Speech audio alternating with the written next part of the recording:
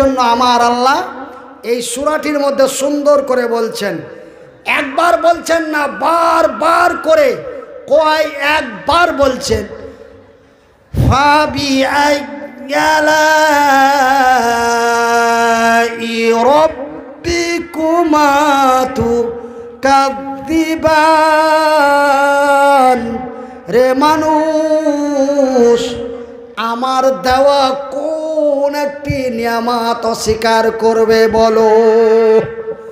আমি যে নিয়ামতগুলি তোমাদের আমার জমিনের উপরে দিয়েছি, একটা নিয়ামত তোমরা অস্বীকার করতে পারবে? কথা কই না, পারবে? মানুষ পারবে না। এই জন্য আমার আল্লাহ এই সূরাটির মধ্যে বারবার করে এই শব্দটি ব্যবহার করছেন, ফাবি আইয়ালাই রব্বিকুমা তুকাদ্দিবান। কোন নিয়ামত অস্বীকার করবে বলো? আমি এরকমই এক সভাতে এই কথা কইছি। এই কথা বলা মাত্রই একজন ব্যক্তি খাড়িয়ে আমাকে দাঁড়িয়ে বলছে, হুজুর আপনি বক্তব্য বন্ধ করেন, আপনার আলোচনা বন্ধ করেন। কেন? আপনি যে কইতেছেন কোন নিয়ামত অস্বীকার করবে বলো, তবে আপনি যে মাইক্রোফোনটাতে কথা কইতেছেন এটা কিন্তু আমার আল্লাহর দেওয়া নিয়ামত নয়। কেন? এটা মাটির নিচ থেকেও আসে নাই, এটা জমিনের উপর থেকেও আসে নাই। আইসে কি? আসে না। এই বস্তুটা আমার মতো রুবেল বানাইছে, বহু কষ্ট করে বিভিন্ন জায়গা থেকে বিভিন্ন বস্তু সঞ্চয় করে নিয়েছে, রাত্রি জেগে জেগে পরিশ্রম করে এই বস্তু রুবেল বানাইছে। সেহেতু এই বস্তু আল্লাহর দেওয়া নিয়ামত নয়। তার মানে হাজারো মানুষের সামনে আমারে ঠগাইবার চেষ্টা করতেছে। আমি কি এতই বোকা? আমি বললাম, স্টপ, দাঁড়াও। আমি যেই মেশিনে কথা কইতাছি এই মেশিনটাও আমার আল্লাহর দেওয়া নিয়ামত। বলে কেমনে? বলে কেমনে? আমি বললাম এমনে। কেমনে? এমনে। আমার আল্লাহ বলেন, বিসমিল্লাহির রহমানির রহিম, ওয়ামা উতিতুম মিনাল ইলমি ইল্লা কালিলা। রে মানুষ, আমি আল্লাহ তোমাদের মানুষ রূপে তৈরি করে ঠ্যাং দিয়ে, হাত দিয়ে, চোখ দিয়ে, জিহ্বা দিয়ে আমি তোমাদের বানাইয়া ছেড়ে দিই নাই। আমি আল্লাহ তোমাদের মস্তিষ্কর মধ্যে জ্ঞান দিয়ে দিয়েছি। কি দিয়েছি? জ্ঞান দিয়েছি।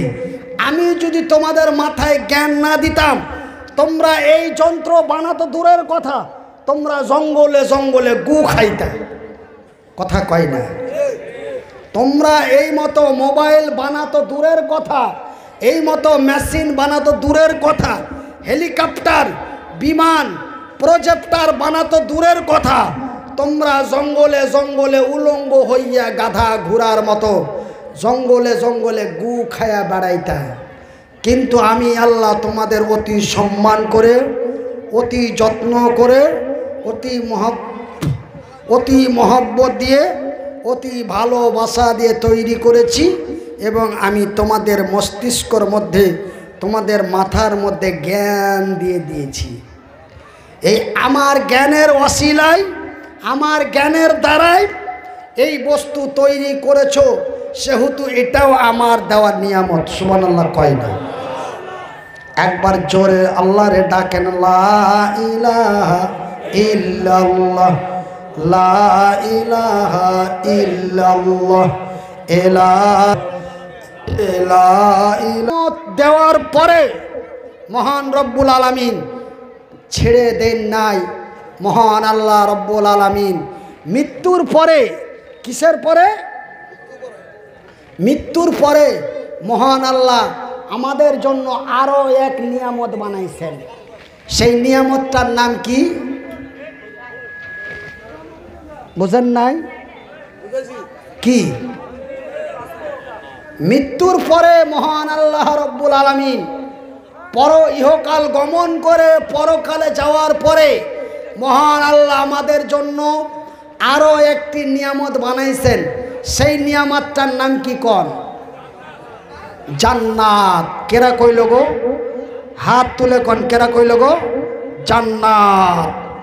মহান রব্বুল আলামিন শুধুমাত্র একমাত্র আল্লাহর আকাশের নিচে জমিনের উপরে প্রায় 20,000-এর মতো মাখলুক আমার আল্লাহ সৃষ্টি করেছেন। কত মাখলুক সৃষ্টি করছেন? 20,000। এটা নির্ধারিত নয়, এটা আনুমানিক প্রায় 20,000-এর মতো মাখলুক আমার আল্লাহ সৃষ্টি করেছেন। তার মধ্যে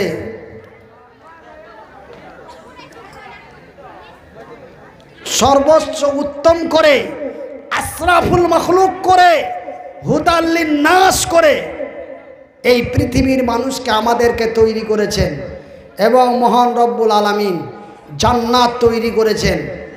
আমি মনিরুদ্দিন বলি, জান্নাত কোনো গাধার জন্য বানা হয় নাই, জান্নাত কোনো ঘোড়ার জন্য বানা হয় নাই, জান্নাত কুত্তার জন্য বানা হয় নাই। জান্নাত বানা হয়েছে শুধুমাত্র একমাত্র দুইটা মাখলুকের জন্য আমার আল্লাহ জান্নাত বানিয়েছেন। কটা? হাত উঁচু করে আঙ্গুল দিয়ে দেখাইয়া কর। দুইটা মাখলুকের জন্য আমার আল্লাহ জান্নাত বানিয়েছেন। কটা মাখলুক? মাখলুকের নাম কি? কেরা কইল গো? হেই বেটা কইছে। আলহামদুলিল্লাহ কর। কি নাম? আবুল হোসেন। আবুল বাসার কইছে মহান আল্লাহ দুইটা মাখলুকের জন্য জান্নাত বানিয়েছেন। একটা হলো জিন আর একটি হলো ইনসান, তথা আমাদের জন্য আমার আল্লাহ রাব্বুল আলামিন জান্নাত বানিয়েছেন। জোরে জোরে কোন আলহামদুলিল্লাহ। তো আমরা আল্লাহর জান্নাতে কারা কারা যাইব একটু হাত তুলে দেখি।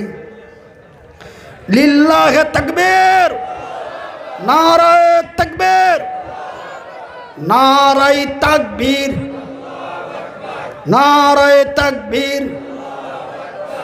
আল কোরআনের আলো, আল কোরআনের আলো, আল হাদিসের আলো। কোরআন হাদিস যেখানে, কোরআন হাদিস যেখানে,